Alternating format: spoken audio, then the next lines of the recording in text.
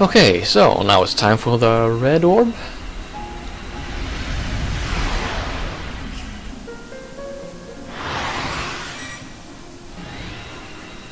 And here we are piloting yeses, and so we are not in our characters for most of this dungeon.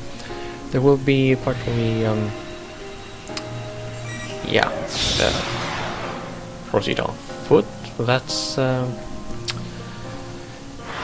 is a long time off, so to speak.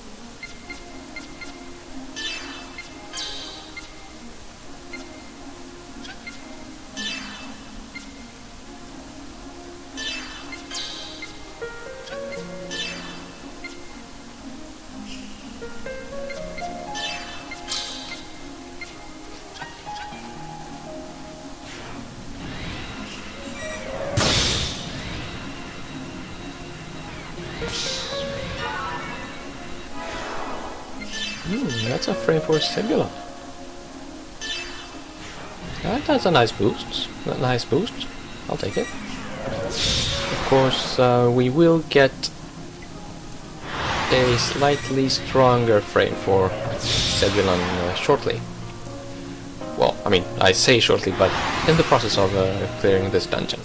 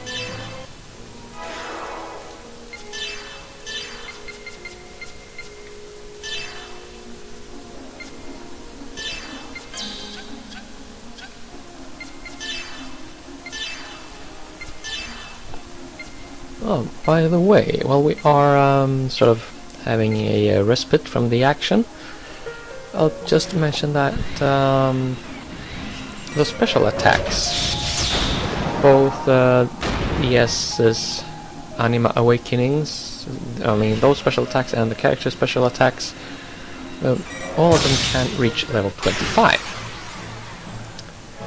Just don't ask me to show you that.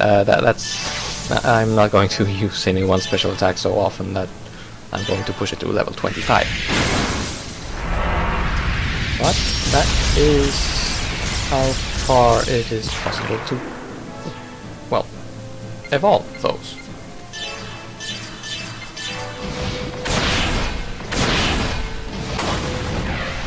Or develop, I guess.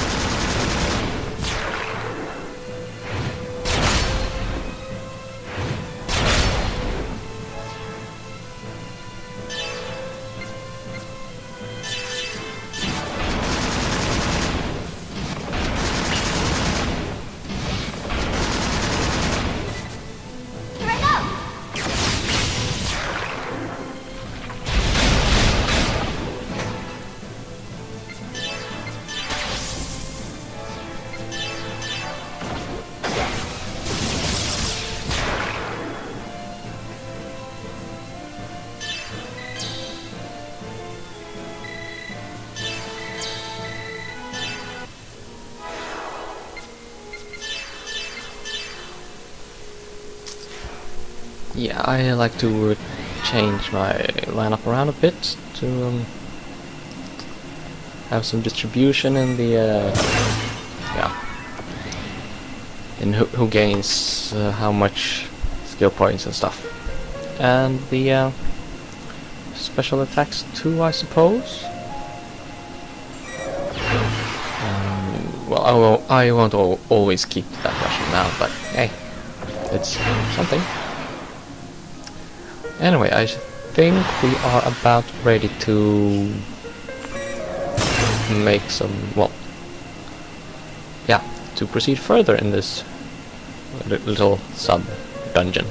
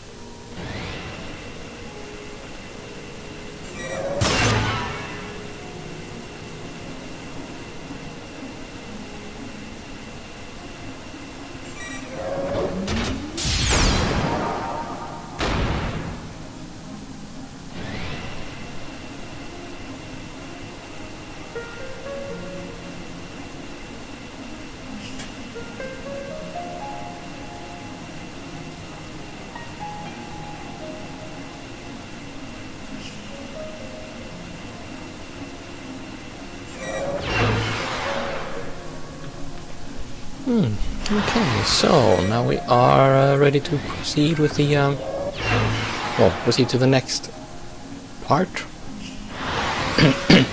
Yeah, we had to build a bridge. I think we need to do another bridge in the next section.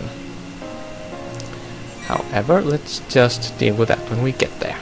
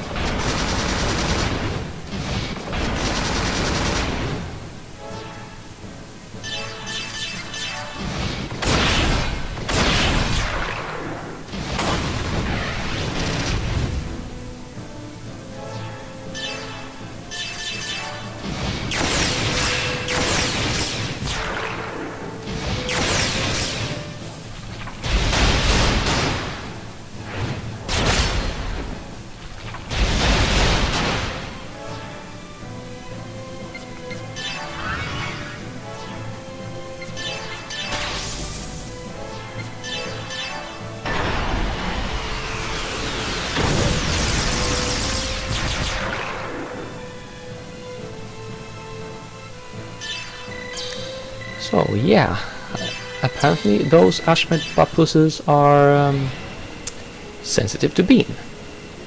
In case you didn't understand that before. Yeah.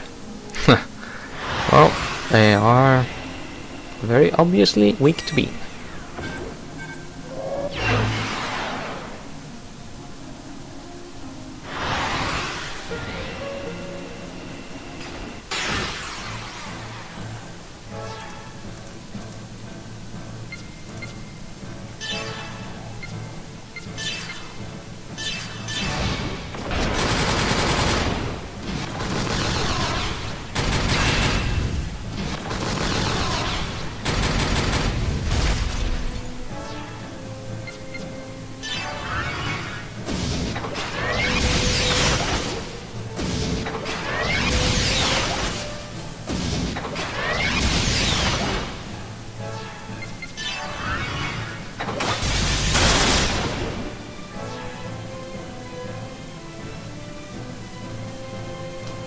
So what to do? Attack or charge? And I was hoping Asher would act for the other mechs, but I guess life is just not fair sometimes.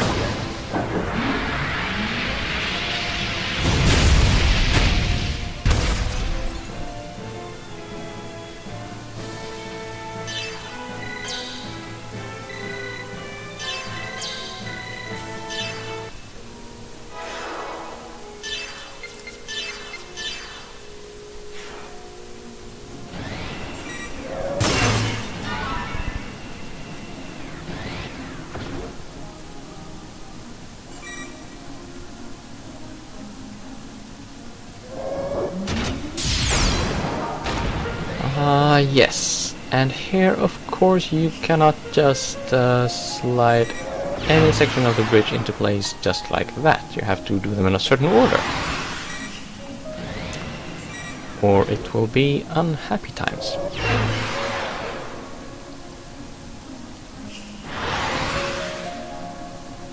However, I am doing them in the correct order, as indicated by my guide, which I consulted right there. That's usually what I do when I sort of stop on screen.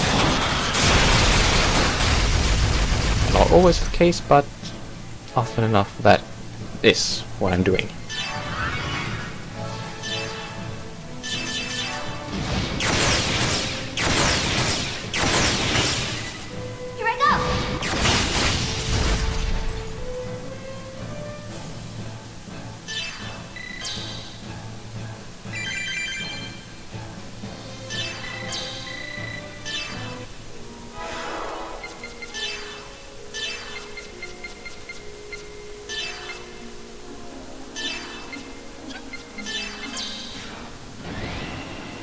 Luck, of course, affects criticals, and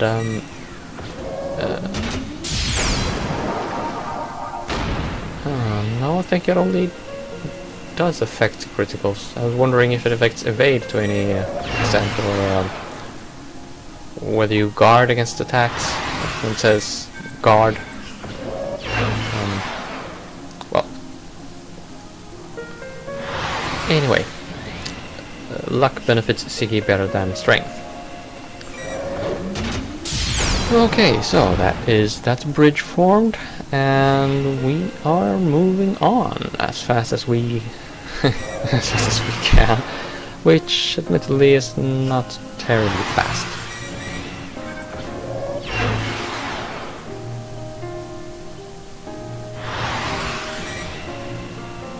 Oh, hello there.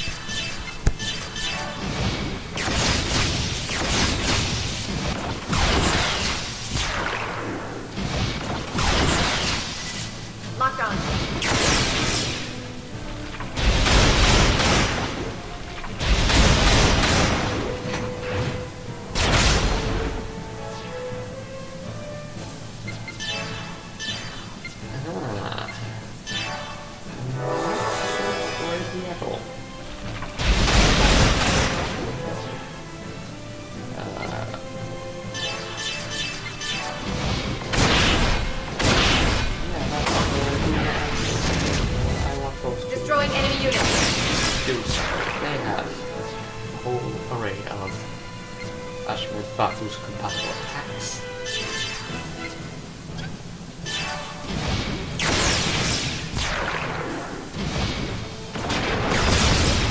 Please hit!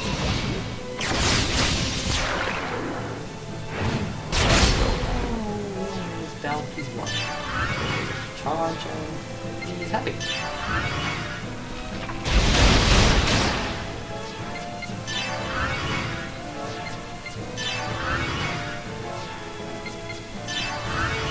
Well, you can heal with items too, of course.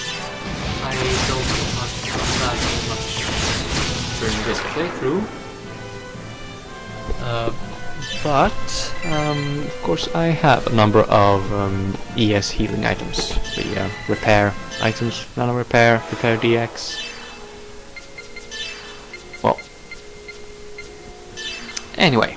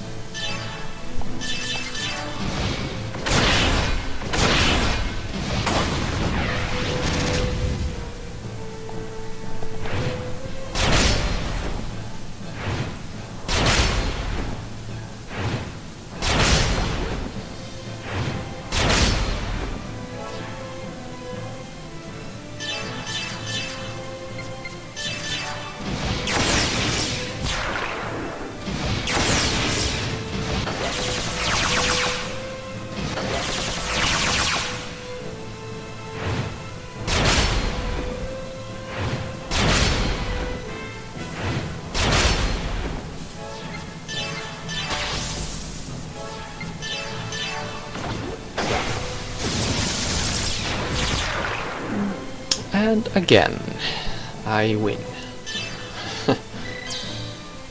After a somewhat grueling fight, that has to be said. Have to give it to them.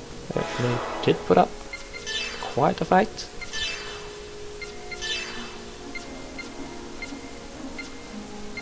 And the red dragon. Well, that actually requires a boost count of 4, as I recall, and the max boost is normally 3, so how do you do that? You might wonder.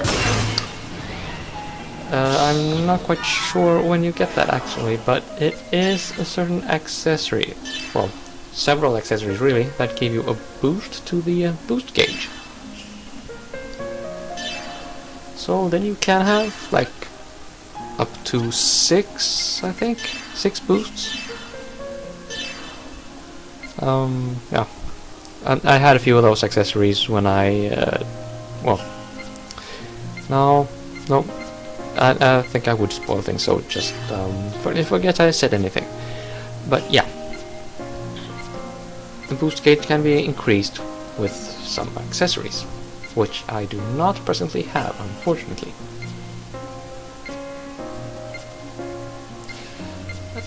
Also, yeah, those attacks like Red Dragon that gain levels when you absorb souls, they have their own level progression that is not the same as the sort of normal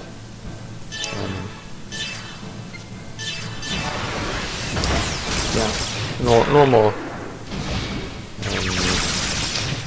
level progression. Destroying enemy units. Like, say, X-Buster. Yeah. Well, anyway, we are again in a fight against Ashmid Bakuses. Yeah, or however you're supposed to conjugate that in the plural. Yeah, I just said that.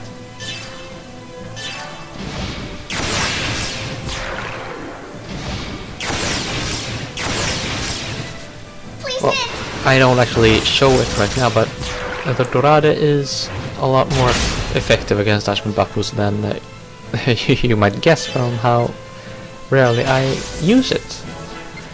That is an oversight on my part, and looking back, it's kinda silly of me, but anyway.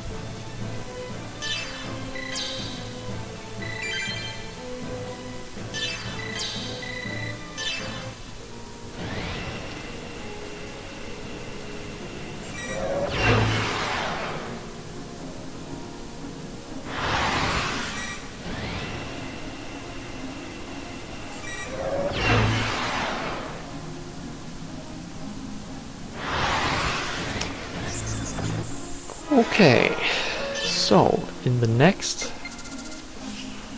boss fight, there will be fire.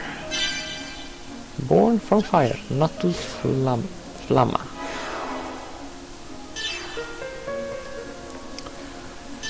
So, in order to counteract that, of course we need to have the beam, those accessories.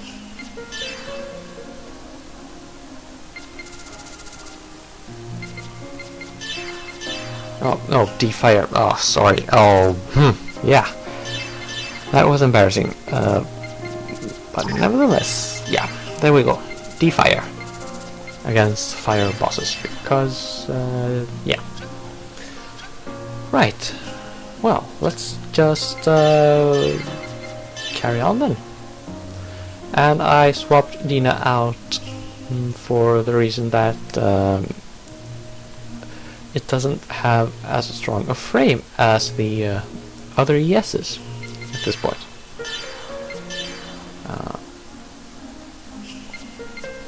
Okay, so here's what I'm carrying.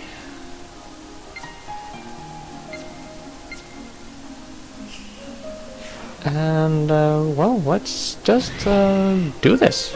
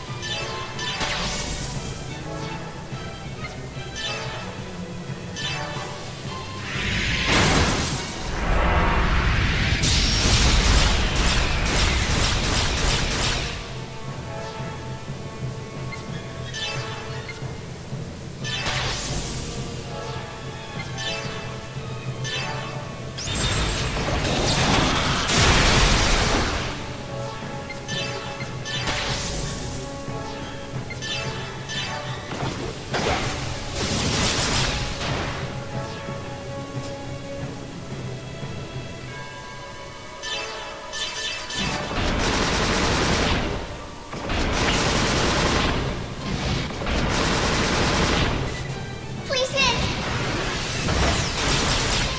Attacking!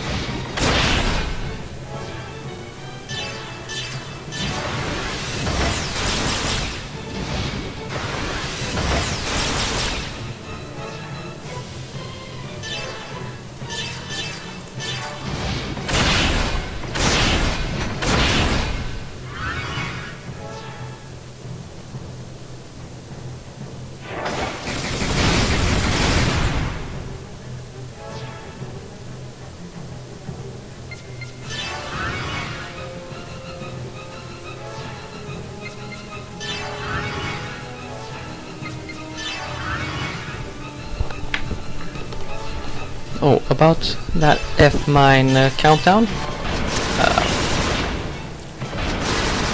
I've never actually let it go so far that they have actually exploded. So I can't really comment on how much of a problem that is. However, there are two ways to get rid of that status, and that is to use down repairs or trigger an anima awakening. That also removes the is it S-mine? Yeah, whatever.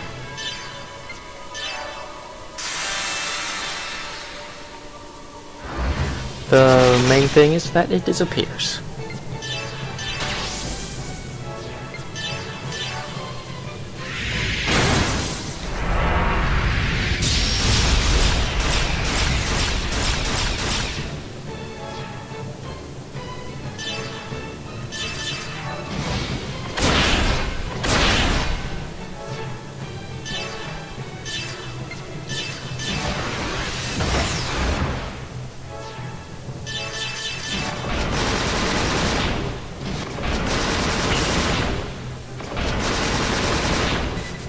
Here I go.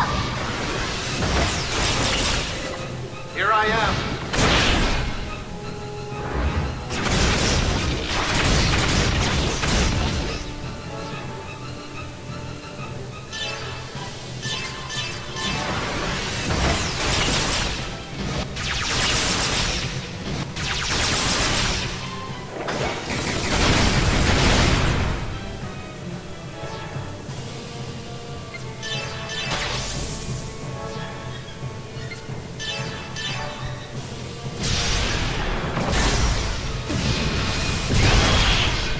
Okay, let's just go for broke. I think the next attack should end it if I get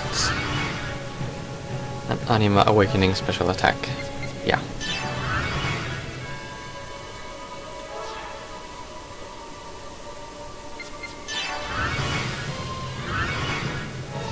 Oh, phew. Oh, fuck. Yeah. Ah. That I did not expect. Obviously. That was annoying. That is annoying, and then some. Okay, well, let's just do the end of this all over again. Just set up, wait for the animal cage to build up, and then just let loose.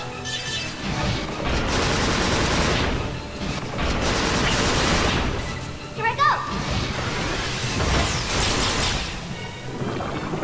Oh well, or just defeat him outright. Of course, that does deprive the party of some 15 well-needed skill points. Yes, that is a very good frame for the Zebulon.